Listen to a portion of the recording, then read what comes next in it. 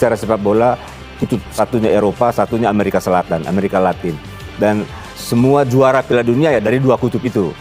Dan kekuatan persaingan tahun ini pun sama, hampir tidak berubah. Kekuatan tradisional dari Eropa, kebetulan Italia yang 4 kali juara, kemudian out ya, tidak lolos untuk ketiga kalinya secara berturut-turut. Tetapi masih ada Spanyol, Prancis, dan Jerman. Katakan 3 ya. Di bawahnya ada Portugal sama Belanda. Inggris nggak ya? Termasuk Inggris masuk di kelompok 2. Termasuk kelompok 2. Tapi dengan si Tuchel sekarang dari pelatih ya ada harapan baru ya. Inggris bisa buat kejutan. Lalu dari Amerika Latin tetap hanya 2 lah, Brasil sama Argentina. Dan pengalaman tahun 1994 Piala Dunia di Amerika, Brasil bisa memanfaatkan karena bertanding di zona Amerika Tengah ya, tahun 1994 menjadi juara. Sehingga ini kesempatan bagi Amerika Latin untuk bisa menambah, karena saat ini 12 berbanding 10. Eropa 12 kali juara Piala Dunia, sementara Amerika Latin 10. Ini kesempatan untuk menjadi yang ke-11.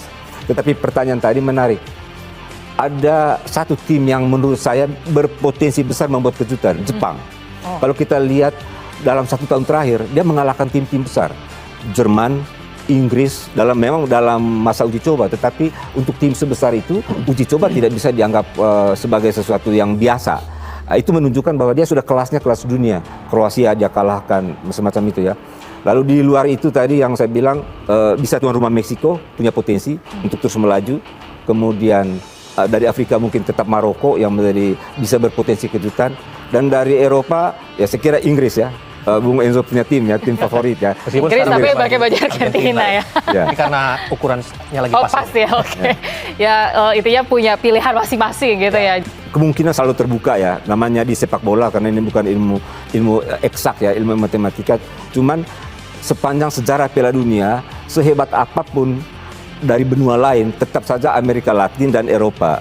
Dan bursa taruhan saya kira tetap menjagokan dari 2 kutub itu ya. Karena banyak faktor yang menyebabkan soal tradisi sepak bola, mental juara, kemudian bakat dari pemain dari sebuah negara. Karena ada orang bilang negara sepak bola, negara bola. Model Brasil dan Argentina sampai kapanpun ya negara bola, akan selalu lahir bintang di sana. Demikian pun Jerman, Spanyol, macam begitu.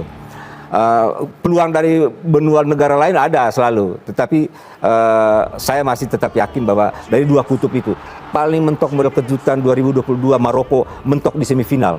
Mungkin kali ini barangkali Belanda atau Inggris barangkali bisa membuat kejutan.